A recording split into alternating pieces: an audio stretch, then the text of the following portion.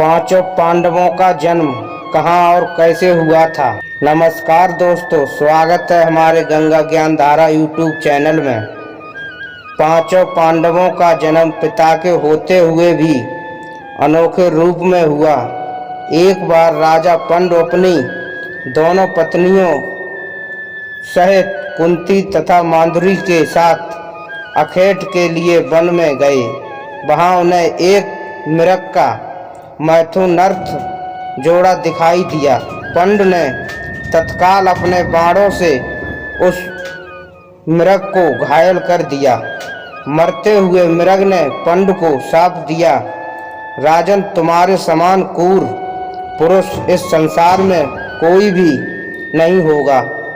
तूने मुझे मैथुन के समय बाण मारा है, अतः जब कभी भी तू मैथुनर्थ होगा तेरी मृत्यु हो जाएगी। इस शाप से पंडु अत्यंत दुखी हुए और अपनी रानियों से बोले, हे देवियों, अब मैं अपनी समस्त वासनाओं का त्याग करके इस वन में ही रहूंगा। तुम लोग हस्तिनापुर लौट जाओ।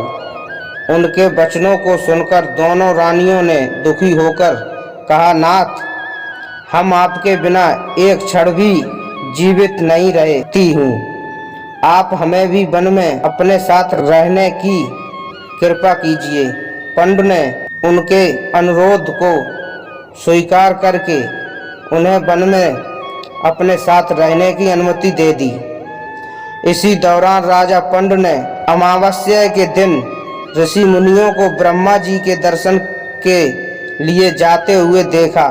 उन्होंने उन ऋषि मुनियों से स्वयं को साथ ले जाने का आग्रह किया। उनके इस आग्रह पर ऋषि मुनियों ने कहा, राजन, कोई भी निसंतान पुरुष ब्रह्मलोक जाने का अधिकारी नहीं हो सकता, अतः हम आपको अपने साथ ले जाने में असमर्थ हैं।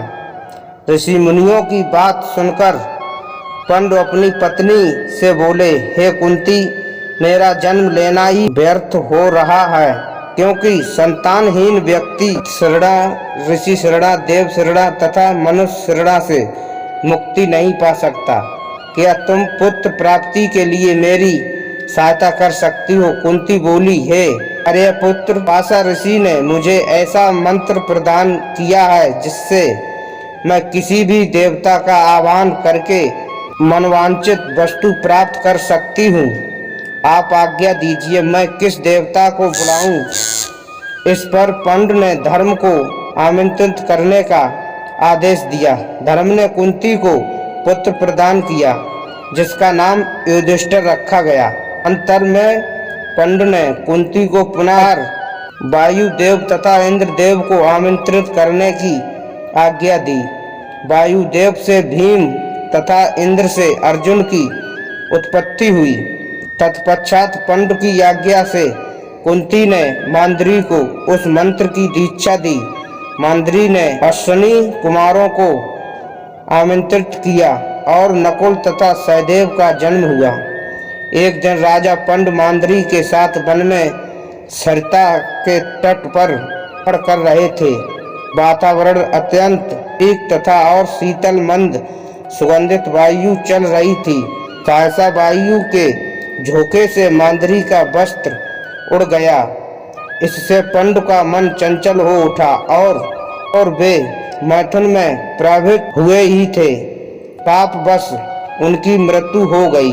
मांद्री उनके साथ सती हो गई, किंतु पुत्रों के पालन पोषण के लिए कुंती हस्तिनापुर लौट आई।